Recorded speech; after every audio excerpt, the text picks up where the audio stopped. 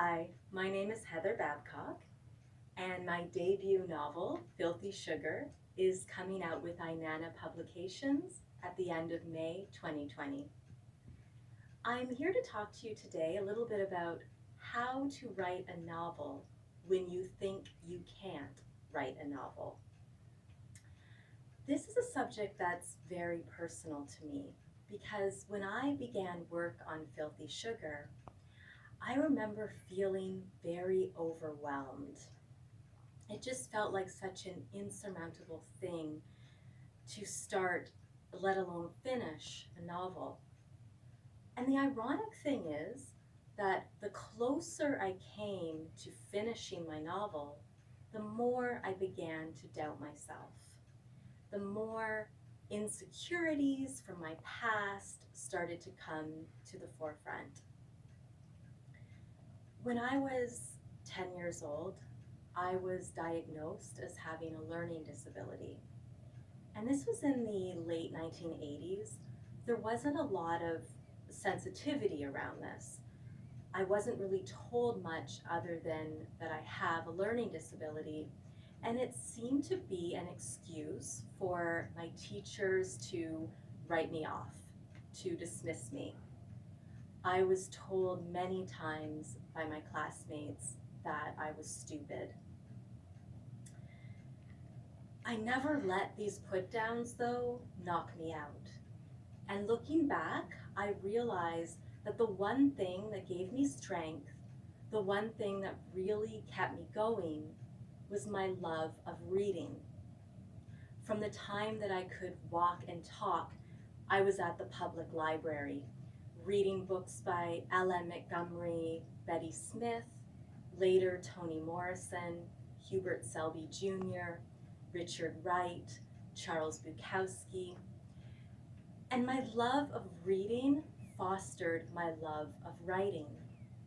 When I was in my early 20s, I started to take my writing more seriously. I began submitting my short stories to different anthologies and literary journals, and I've had quite a few published since then. In late 2015, I began work on my novel. And again, I found this to be a very scary, huge thing. So I thought I would just share with you some of the tips, some of the things that I learned along the way, advice that I was given that really helped me. And if you're just starting to work on a novel, or if you're thinking about starting to work on a novel, I hope that at least one of these things might help you. So most importantly, you need to fall obsessively, head over heels, in love with your protagonist. Do you remember when you were 12 years old and you had a crush on a next door neighbor or a movie star, and you just wanted to know everything about this person? You could not stop thinking about this person. You wanted to know what their favorite color was, what they were wearing, what they were doing. This is how you need to feel about your protagonist. You need to be obsessing about your protagonist. And while you're obsessing about your protagonist, you are going to be inspired with a lot of great ideas, storylines. And you might not always have a computer or a laptop available, but you need to always be prepared for when inspiration strikes. Myself, I am a huge fan of the old-fashioned 3-ring lined paper notebook. I wrote the entire first draft of Filthy Sugar on note paper. And there's a number of reasons why I prefer this method as opposed to a more modern technological method. And that's because this will never need a battery charge. You can drop this on the floor, it's not going to break. Nobody is going to want to steal this. It can't get hacked into. You can take this with you anywhere, One of my favorite places to write is the subway. I don't know why, but I always find that I get inspired on the subway. Now, while you are obsessing over your protagonist and while you are scribbling away on the subway, there is one extremely important thing that you will need, and that is time. And just like you can't wait around for inspiration to strike, you cannot wait to write your novel when you have time. Because guess what? You're never going to have time.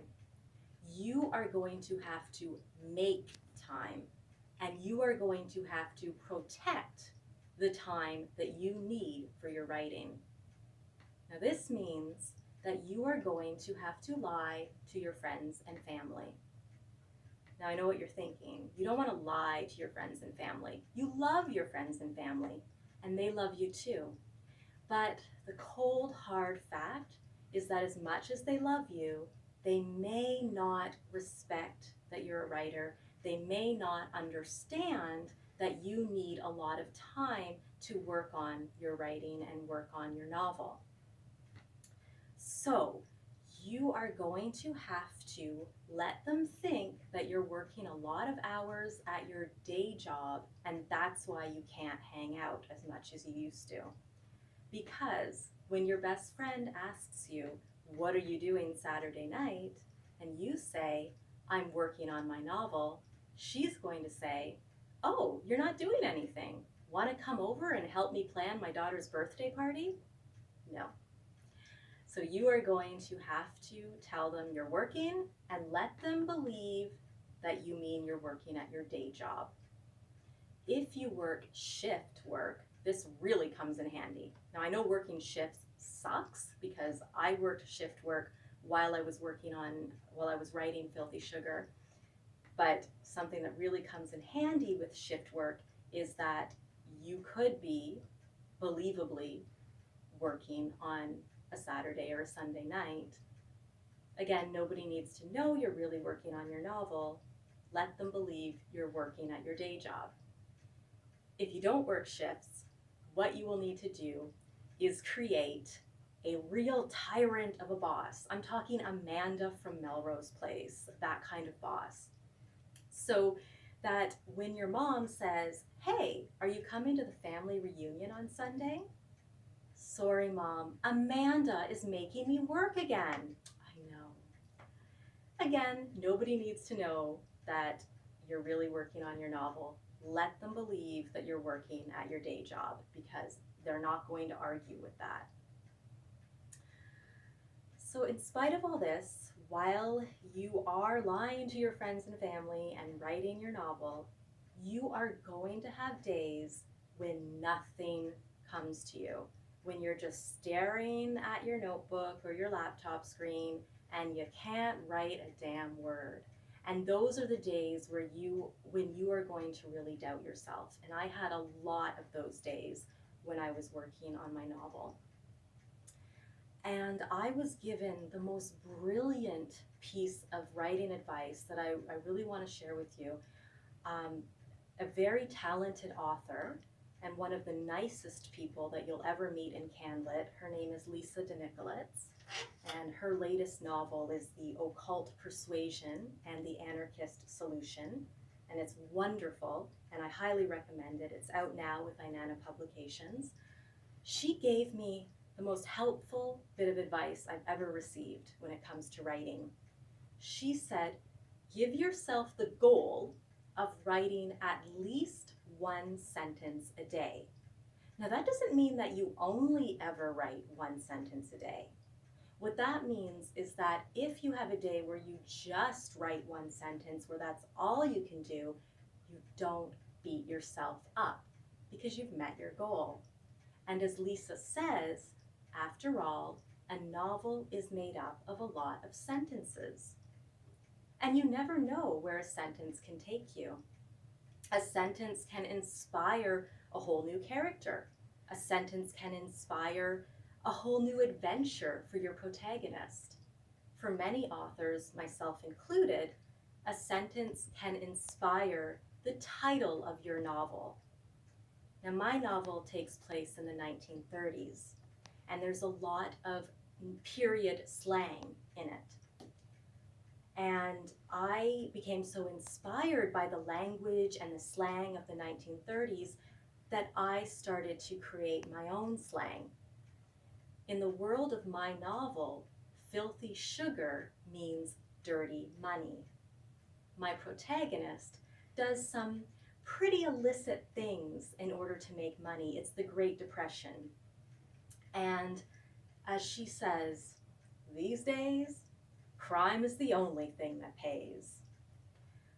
And a character says to her, I don't want your filthy sugar, as in, I don't want your dirty money.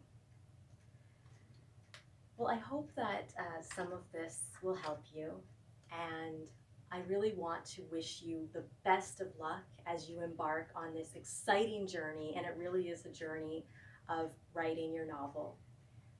Some of the happiest days of my life were spent writing Filthy Sugar, and I'd love to invite you to check it out. It is available for pre-order now.